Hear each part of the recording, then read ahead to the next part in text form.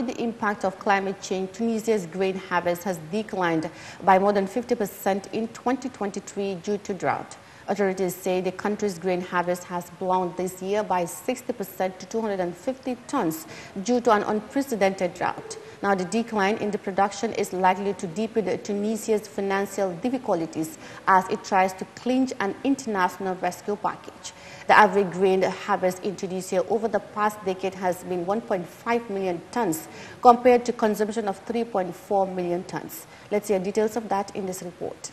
The Tunisian Union of Agriculture and Fisheries said that devastating droughts have resulted in a catastrophic grain harvest throughout the country. Thousands of farmers in the North African state are facing bankruptcy amid concerns of food security.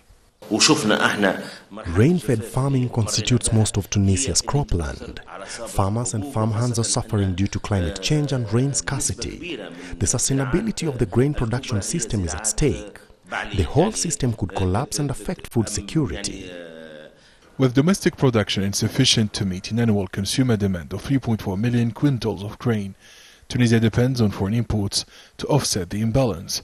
The country has been facing a shortage of essential commodities and bakeries fare closer as wheat shortage drags on.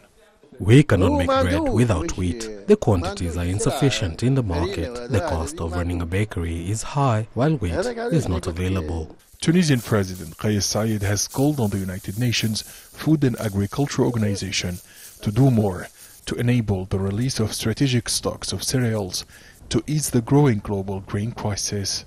The quantities of cereals that have been stockpiled are far greater than the wheat that is being sold on the international markets. Are cereals food or a weapon?